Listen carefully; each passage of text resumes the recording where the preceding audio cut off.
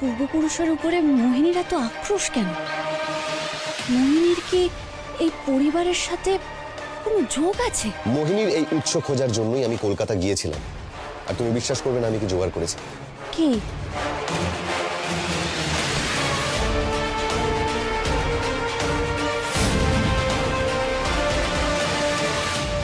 এইটা কে? এই হলো আসল মোহিনী রায়, অর্থোপেডিক সার্জন। অনিদের হসপিটাল জয়েন করার আগে যাকে আর খুঁজে পাওয়া যায়নি, আই মিন নিরুদ্দেশ।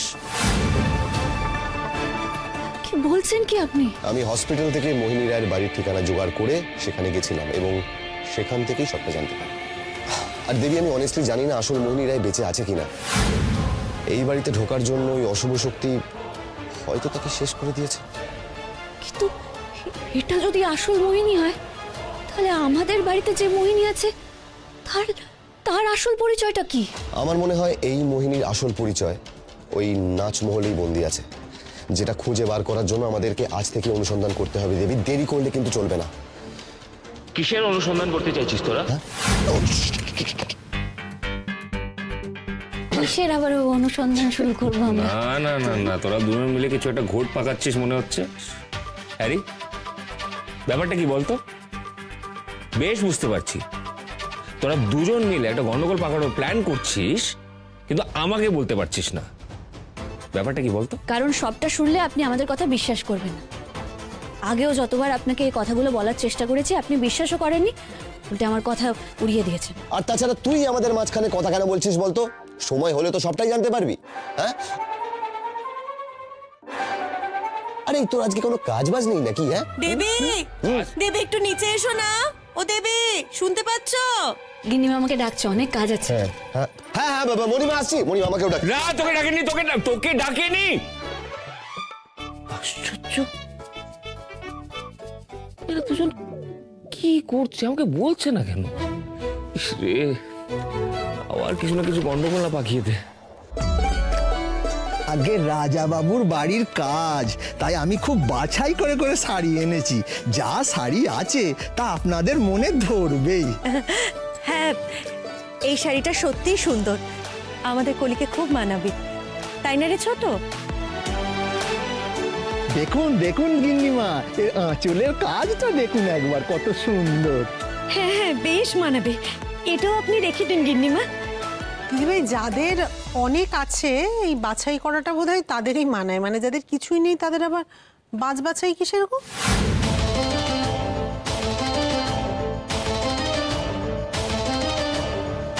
কথাটা কি আপনি আমাদের উদ্দেশ্য করে বললেন? বাবা না না, আসলে কি হয়েছে বলো তো, বললো কথা ঘরের মাঝে, যার কথা তার বুকে বাজে। আহ ছোট, কি হচ্ছে কি? ওমা, তুই আবার থেমে গেলি কেন? তোর কি হলো? কথায় কান্না দিয়ে নিজের কাজ কর, বুঝলি? অকর্মার কথা বেশি। ও পিসিমা, আরে কি গুজগুজ করছেন কানে? আরে বাবা, কলির জন্য অলরেডি দুটো শাড়ি ডিসাইড করা রয়েছে। একটা পরবে বউ ভাতে আর একটা পরবে গায়ে হলুদে। মণিমা দেখো কেমন। বাহ, খুব সুন্দর তো শাড়ি দুটো, দুটোই মানাবে আমাদের কলিকে। ভালো পছন্দ করেছো দেবী। হ্যাঁ গিন্নিমা, এতক্ষণ তোমার জন্য অপেক্ষা করছিলাম। একটু এই শাড়িগুলো সব দেখে নাও তো। দিদি, তুই দেখ না তোর কোন শাড়িটা পছন্দ। আরে কামিনী, মানে মোহিনী, আরে ওখানে দাঁড়িয়ে কেন আছো? আসো, শাড়ি বাছাই করে নাও। মোহিনী, এসো এখানে এসো, খুব ভালো সময় এসেছো। এখানে দেখো তো, অনেক শাড়ি রয়েছে, এর মধ্যে দেখো কোনটা তোমার পছন্দ হয়। ও আচ্ছা, ওকে, এসো এসো, পছন্দ করো। দেখে নাও, দেখো।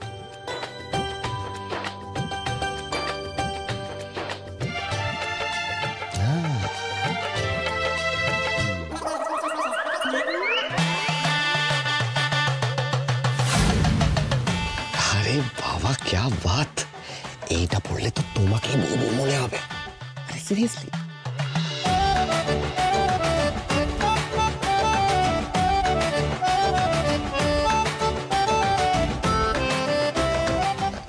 না না না না, এই কালারটা না তোমার পার্সোনালিটির সঙ্গে একদম যাচ্ছে না। Very bad.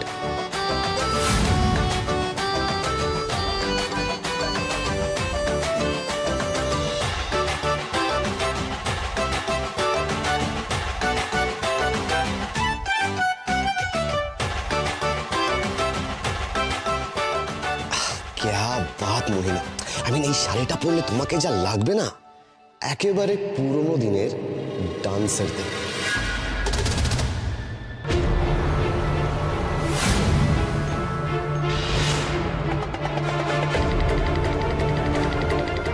শুনুন, আমি কিন্তু কোনো ডান্সার নই, আমি একজন ডক্টর। তোমার সময় ঘনিয়ে এসেছে হরিপদ। মনে হয় তোমার আর বাঁচার ইচ্ছে নেই, তাই বারবার আমার সাথে লড়াই করার চেষ্টা করে যাচ্ছ।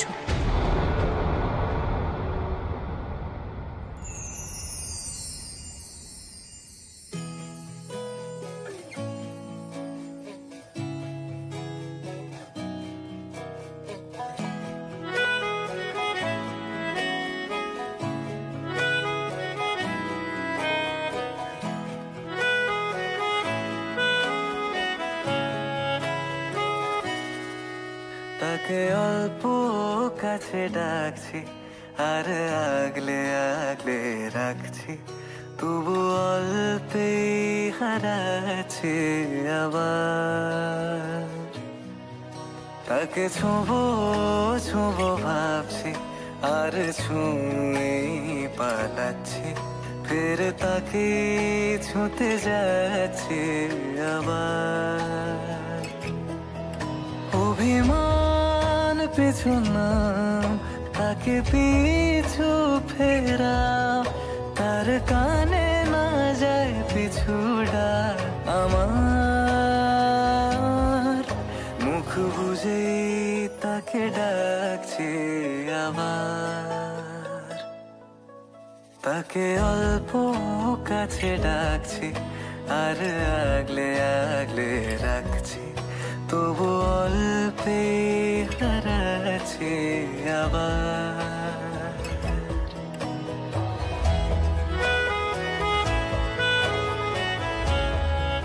গিন্নিমা, আমি এই শাড়িটা নেব। বাহ, খুব সুন্দর শাড়িটা, তোমাকে খুব মানাবে। এই শাড়িটা আলাদা করে তোমার কাছে রেখে দাও। নমস্কার গিন্নিমা, আমি এসে গেছি। গিন্নিমা, আপনারা তাহলে শাড়িগুলো দেখুন, আমি ওই পাশের ঘরে আছি। হ্যাঁ আচ্ছা, আসুন আসুন আসুন স্বর্ণকার মশাই, বসুন। আপনার জন্য এতক্ষণ অপেক্ষা করছিলাম। আপনি একটু বসুন, আমি এক্ষুনি গয়নাগুলো নিয়ে আসছি। ঠিক আছে।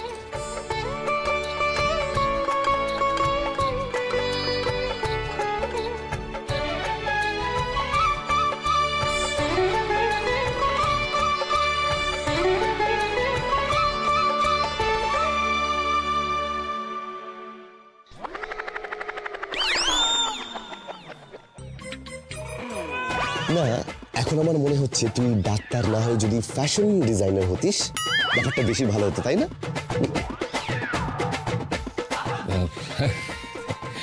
শোন, আমি কি বলছি, ওই ছাদনা তলাটা যদি এখানে হতো তাহলে ভালো হতো না? আর বসার জায়গাটা। শোন না, এই যা হওয়ার হয়ে গেছে। হ্যাঁ,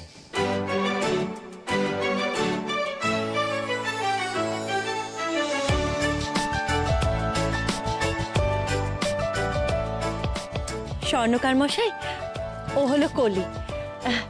ওই এই সমস্ত গয়নাগুলো না কলির মাপের আপনাকে করে দিতে হবে। তারপর একদিন আপনাকে ডেকে নতুন গয়না দেখে আমি পছন্দ করব। এই গয়নাগুলো দেখাই, দাঁড়ান।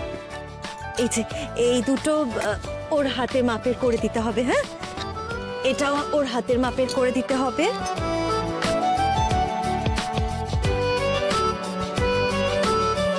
আর এই হারটা একটু ভালো করে পালিশ করে দেবেন, কেমন? আর এই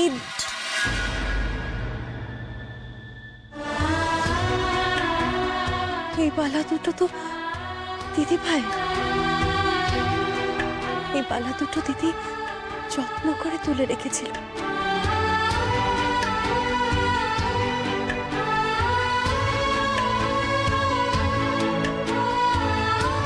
ও মা, দিদি ভাই, এই বালা জোড়া তুমি খুলে রাখলে? এই বালা দুটো তো তুমি সবসময় পরে থাকো, আজ হঠাৎ খুলে রাখলে কেন?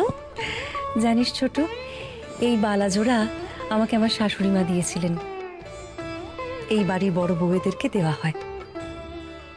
তা দেখ, আমি তো এতদিন পরলাম, এবার বরঞ্চ আমি এগুলোকে যত্ন করে তুলে রাখি। যখন আমার অনির বউ আসবে সে পাবে। ও মা দিদি, তুমি এগুলো অনির বউয়ের জন্য তুলে রাখছো? আমাদের অনি যে এখন বড্ড ছোট, তুমি এখনই অনির বউ আনার কথা ভাবছো? সে তো অনেক দেরি গো। সে হোক না দেরি, একদিন না একদিন তো আমার অনির বউ আসবে। ওর জন্য আমি সব কিছু গুছিয়ে রাখবো। দেখি দেখি, ও মা, এই বালাজোড়া বুঝি আমার কলির জন্য? কলিকে বেশ মানাবে। দেখি, দাঁড়াও কলি মা, দাও।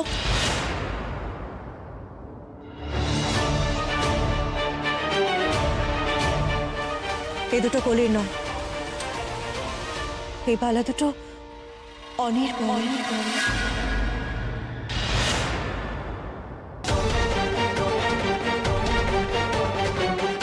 ও তাই বুঝি? তা দেবীকে তো কখনো এই বালাচড়া পড়তে দেখি না।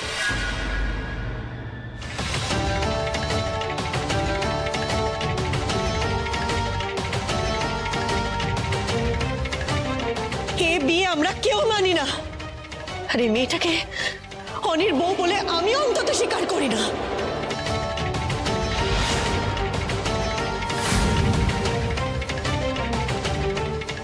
গিন্নিমা, আমি একটু আসছি।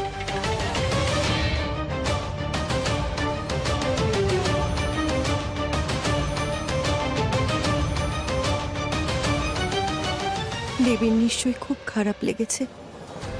খারাপ তো লাগারই কথা। দেবী মেয়েটা এত ভালো, এত লক্ষ্মীমন্ত। শুধু ও যদি পদ্ম চিহ্নের মেয়ে হতো, তাহলে আমি নিশ্চিন্তে খুশি মনে এই বালাচোরা ওর হাতে পরিয়ে দিতে পারতাম।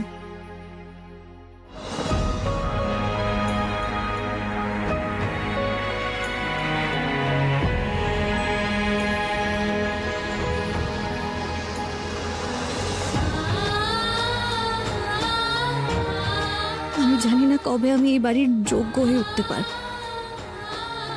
আমি কিন্তু আপ্রাণ চেষ্টা করছি। তুমি বিশ্বাস করো গিন্নিমা? মা কমলে কামিনী, তুমি আমার শক্তি দাও মা, ধৈর্য দাও। আমি যেন একদিন এই বাড়ির সবার মন জয় করতে পারি।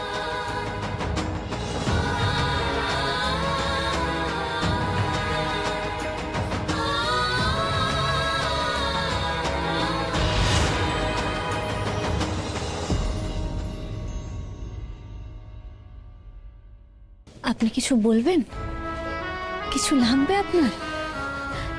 আমি আসলে আপনাকে না জিজ্ঞেস করে উপরে চলে এসেছি। দেবী, দেবী, আমি জানি তুমি অভিমান করে উপরে চলে এসছো। বিয়ের পর তোমাকে অনেক কিছু সহ্য করতে হয়েছে, আমি জানি। ইনফ্যাক্ট আমিও তো তোমার জন্য কিছু করিনি। কি বলছেন কি আপনি? আপনি আমাকে এই বাড়িতে আশ্রয় দিয়েছেন, এই বাড়ির বউয়ের মর্যাদা দিয়েছেন, এই বাড়ির বউয়ের পরিচয় দিয়েছেন। আর কি চাই আমার?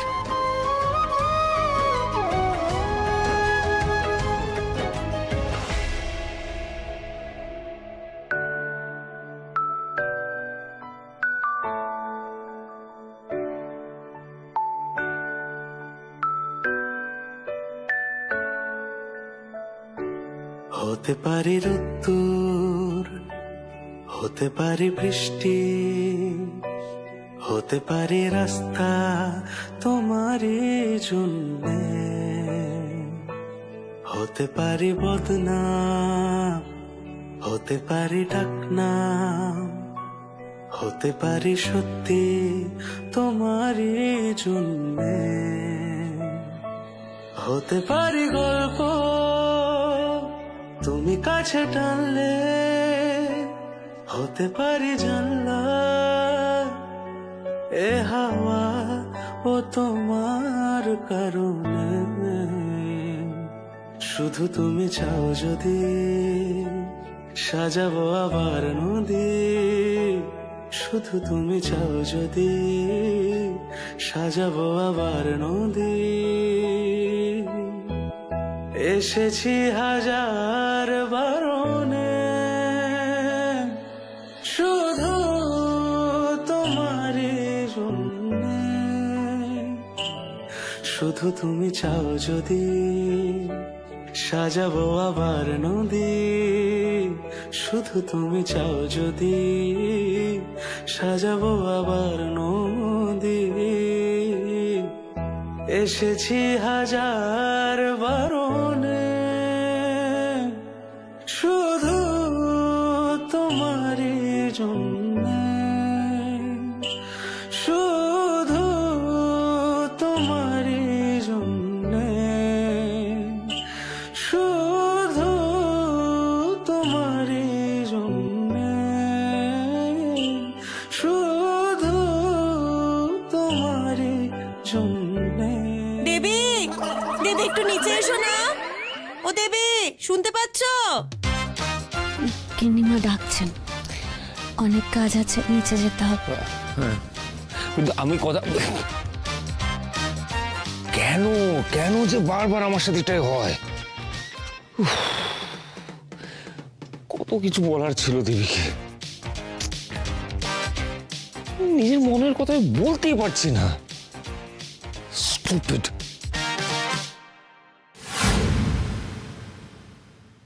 এই কলি, কলি তখন নেকলেসটা দেখলি কি ভারী ছিল, কবরে হবে কে জানে। তোকে কিন্তু দারুণ মানাবে। দাঁড়া, এই শাড়িগুলো দেখি তোকে কেমন মানায় দেখি। ও মা, কি সুন্দর মানিয়েছে রে তোকে, খুব সুন্দর লাগছে। আমার স্বপ্ন যে এত তাড়াতাড়ি এইভাবে সত্যি হয়ে যাবে তা আমি কল্পনাতেও ভাবতে পারিনি রে কলি। এত শাড়ি, এত গয়না, এ তো আমি বাপের জন্মেও আগে কখনো দেখিনি।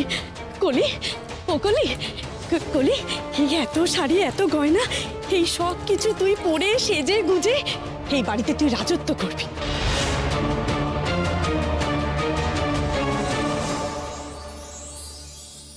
আমি নিজেকে নিয়ে ভাবি না এখন।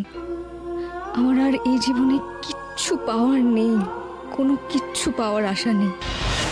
আমার ভালোবাসার মানুষটা, যাকে আমি খুব বিশ্বাস করেছিলাম, সেই মানুষটাই আমার সব স্বপ্ন ভেঙে চুরমার করে দিয়েছে, সব কিছু কেড়ে নিয়েছে আমার কাছ থেকে। এখন শুধু আমার একটাই স্বস্তি, যে আমার সন্তান অন্তত এই বাড়িতে থেকে তার পিতৃ পরিচয়ে ভালো ভবিষ্যৎ পাবে।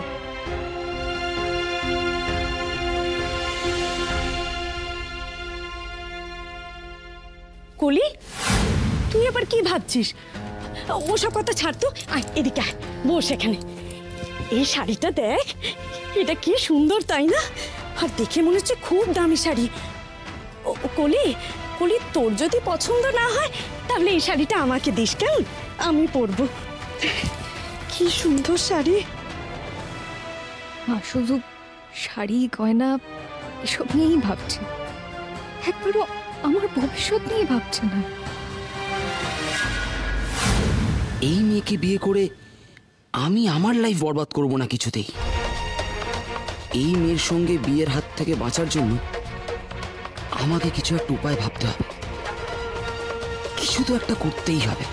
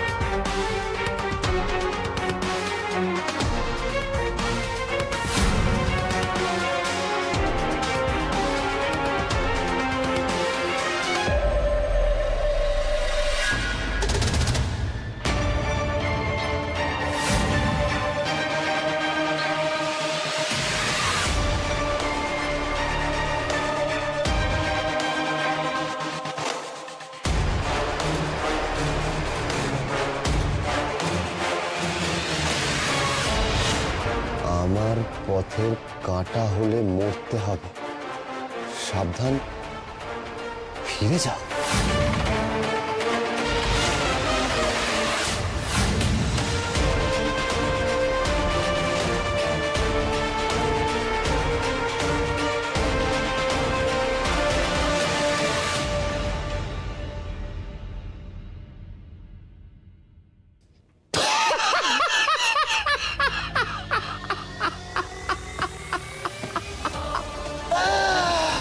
তার মানে আমি ঠিক পথেই এগোচ্ছি।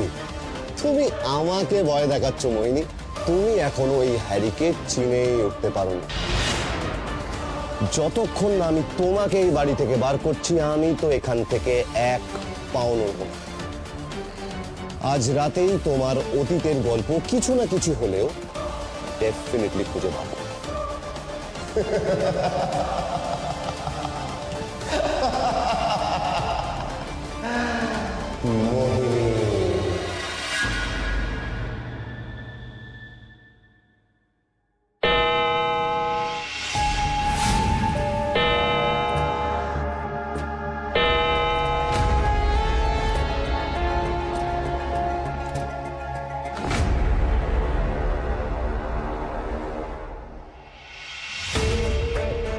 রাত 12টা বাজছে, আমাকে যেতে হবে এবার। নাচমহলের কাছে ডাক্তারবাবুর বন্ধু অপেক্ষা করবেন আমার জন্য। মোহিনীর আসল পরিচয়টা আমাদের আজ খুঁজে বের করতেই হবে, তবে বাড়ির সবার সামনে সত্যিটা প্রমাণ করতে পারব। তবে তার আগে কাউকে কিচ্ছু জানতে দিলে হবে না, এমনকি ডাক্তারবাবুকেও কিচ্ছু বলা যাবে না। প্রমাণ ছাড়া কেউ তো বিশ্বাসই করতে চাইবে না আমাদের কথা।